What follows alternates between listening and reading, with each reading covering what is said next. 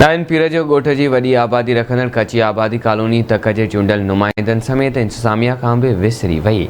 Municipal कमेटीअ जी इंतज़ामिया जी बेहसी ऐं नाअहलीअ सबबि colony कचरे जे ढेर में तब्दील थियण करे शहरी अज़ाब में मुब्तला आहिनि, जॾहिं त तरक़ियाती कमनि लाइ आयल करोड़नि रुपयनि जूं स्कीमूं मुबैना करप्शन जे वर चढ़ी वञण ख़िलाफ़ शहरनि एहतिजाजी मुज़ाहिरो कयो। उन हवाले सां रिपोर्ट करे रहियो आहे अब्दुर्रज़ाक कलोड़ो।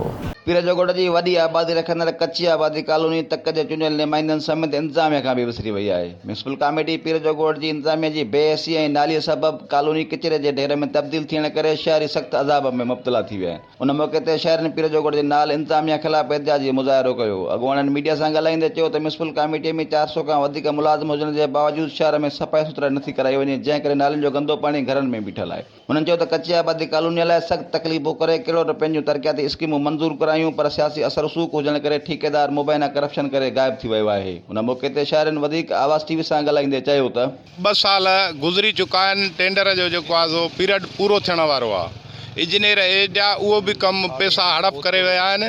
असांजो चेयरमैन बिलावल साहिबु नोटिस वठे, कानूनी कार्रवाई कई वञे। असांजो जरी पाणी इंतिहाई गलीज़ थी चुको आहे। घर में 30 माण्हू आहिनि त 2 सेहतमंद आहिनि, 28 माण्हू कामणे में मुब्तला आहिनि। इहो हिते असांजे पाणीअ जो निज़ाम धरम भरम बि न ड्रेनेज जे सिस्टम जे करे ख़तमु तबाह थी रहियो आहे। गुज़िरियल 20-25 सालनि खां कोई बि कमकार न थियो आहे। सिर्फ़ु टेंडरनि में कागज़ी कार्रवाईअ में ॾेखारियो थो वञे त हीउ तव्हांजो टेंडर आयो, हीउ तव्हांजो कमु आयो, बाक़ी असां वटि मैनुअल कोई भी कम कोने को। असां तव्हांखो बुनियादी सहूलतां था घुरूं त गवर्नमेंट खे महिरबानी कंदा कि बुनियादी सहूलतां ॾियो। हितां जा जेके टेंडर आहिनि 2013 वारो या 21 वारो, उहे माना टेंडर कची आबादी जा पास था थियनि, कमु ॿिए हंधि थो वञी थिए। कापियूं बि असांखां वठी आहे कची आबादी वारे माण्हू खां, त असांखे कापियूं ॾियो, उहे ख़बर न आहे त कमु कहिड़ी जॻह थियो। इरशाद मंगण साईं जेको बि पंहिंजी यारी थो मल्हाए, मनपसंद माण्हुनि सां जेको आहे जेको मिलियल पंहिंजी यार वेची थो हलाए वेठो। असांजो त कंहिंखे बि ख़्यालु कोन्हे को त की हेॾे बि इंसाननि हिन जा पैसा अचनि था त असां हिन कर चुकिया आहियूं।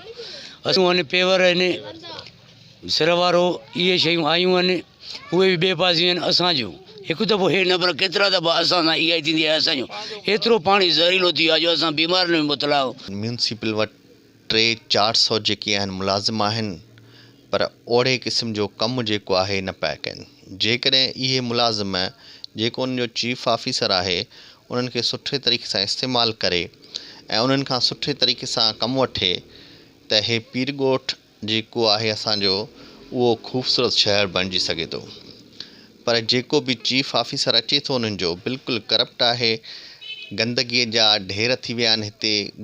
उन गंदगीअ जे करे केतिरनि ई बीमारियुनि जनम वरितो आहे। कची आबादी कॉलोनी वासियुनि जो वधीक चवणो त म्यूनिसिपल कमेटी पीर जो ॻोठ नाल इंतज़ामिया ख़िलाफ़ सख़्त क़दम खणी कॉलोनीअ में सफ़ाई सुथराई कराई वञे ऐं तरक़ियाती कम लाइ आयल करोड़ रुपयनि जी स्कीमुनि जी पिणु आला सतही जांच कराए खेनि कानूनी कार्रवाई करे तरक़ियाती कम कराए परेशानी ख़तमु कई वञे। कैमरामैन शकील करोड़ सां गॾु अब्दुर्रज़ाक कलोड़ो, आवाज़ न्यूज़, पीर जो ॻोठ।